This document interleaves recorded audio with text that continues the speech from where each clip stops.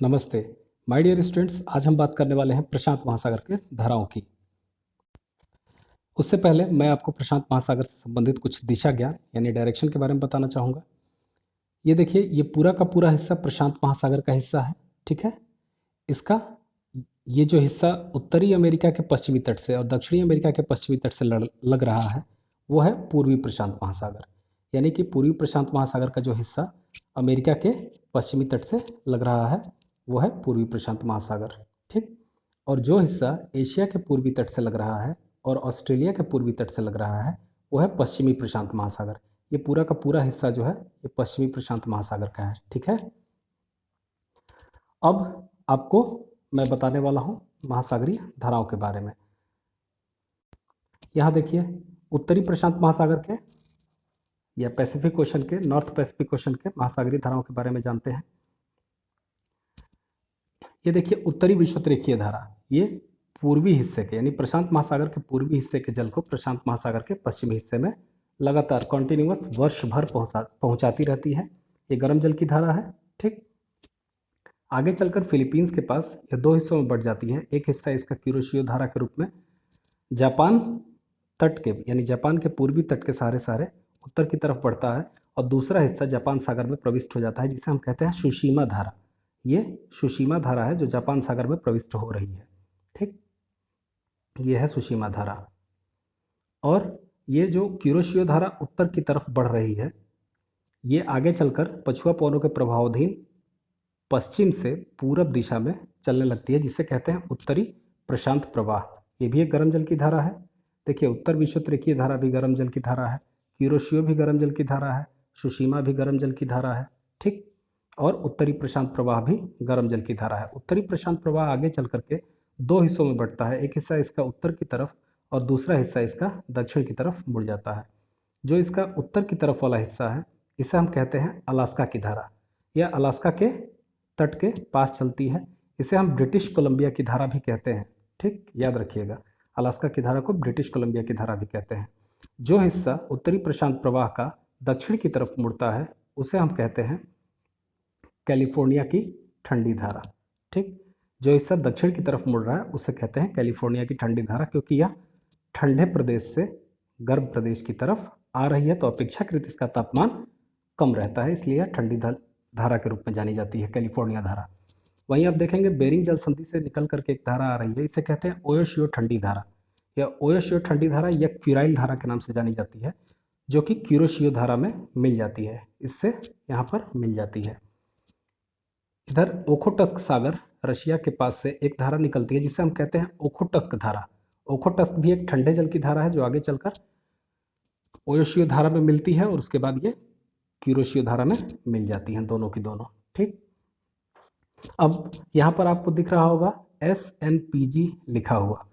SNPG का मतलब है, S का मतलब है स्नैग, जो कि मैंने आपको पिछले वीडियो में बताया था। स्नैग मतलब बाधा, अवरोध।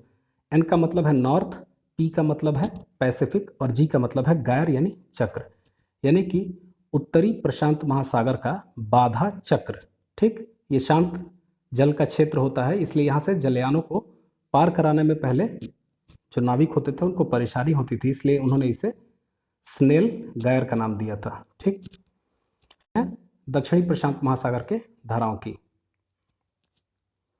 देखिए, दक्षिणी प्रशांत महासागर के धाराओं में सबसे पहले आती है दक्षिणी विषुवतरेखीय धारा। ये भी प्रशांत महासागर के पूर्वी हिस्से के जल को पश्चिमी हिस्से में पहुंचाती है, वर्ष भर पहुंचाती है।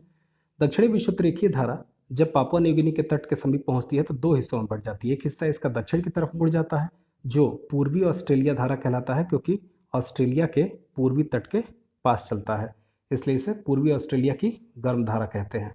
और एक धारा इसका उत्तर की तरफ बढ़ करके और प्रति विषुवतरेखीय धारा में मिल जाता है। ये देखिए, प्रति विषुवतरेखीय धारा जो कि प्रशांत महासागर के पश्चिम से प्रशांत महासागर के पूरब की तरफ चलती है, ये कहलाती है प्रति विषुवतरेखीय धारा।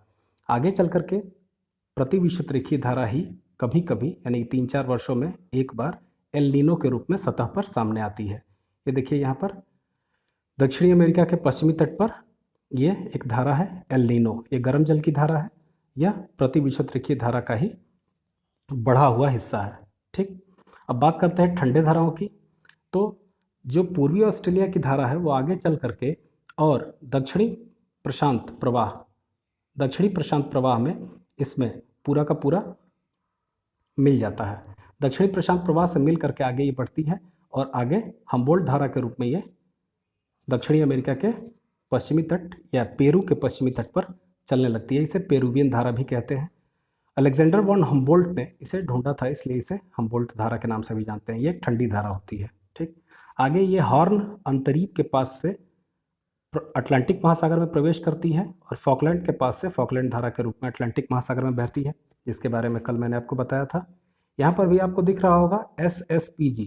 एस का मतलब स्नैग, उसके बाद साउथ, उसके बाद पी का मतलब पैसिफिक, जी का मतलब गैर, यानी दक्षिणी प्रशांत महासागर का बाधा चक्र, ये शांत क्षेत्र जो दक्षिणी प्रशांत महासागर का है। ठीक, करते हैं जो भी धाराएं हैं ठंडी और गर्म प्रशांत महासागर की, उनको एक बार रिवाइज कर लेते हैं। यहाँ देखिए, उत्तरी और दक्षिणी विषुवतरेखीय जो गर्म धाराएं हैं प्रशांत महासागर में, वो गर्म जल की धाराएं हैं। किरोशियो की जो धारा है वो भी एक गर्म जल की धारा है, जो कि जापान के पूर्वी तट के सहारे चलती है। उत्तरी प्रशांत प्रवाह भी गर्म जल की धारा है, जो कि पछुआ पवनों के रूप में किरोशियो धारा के पश्चिम से पूरब दिशा में मुड़ जाने पर बनता है। अलास्का की धारा जो अमेरिका के अलास्का के तट पर चलती है, ये भी गर्म जल की धारा है। प्रति विषुवतरेखीय गर्म धारा जो आगे चलकर एल नीनो का रूप ले लेती है। ठीक, ये एल नीनो गर्म धारा, और पूर्वी ऑस्ट्रेलिया की धारा भी गर्म धारा है।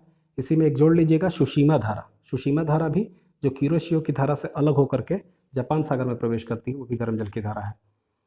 अब यहाँ पर देख लीजिए, ठंडी धाराओं में ओएसयू ठंडी धारा है, ओखोटस्क धारा ठंडी धारा है, कैलिफोर्निया की ठंडी धारा भी, हम्बोल्ट या पेरुवियन ठंडी धारा और दक्षिणी प्रशांत प्रवाह, ये सब ठंडी धाराएं हैं। ठीक, तो अब इन सबों को याद रखिएगा, ये सब एग्जाम्स में आपसे पूछे जा सकते हैं। Thank you so much. कोई भी दिक्कत हो आपको ज्योग्राफी में तो आप हमसे व्हाट्सएप ग्रुप में या नीचे कमेंट में बता सकते हैं।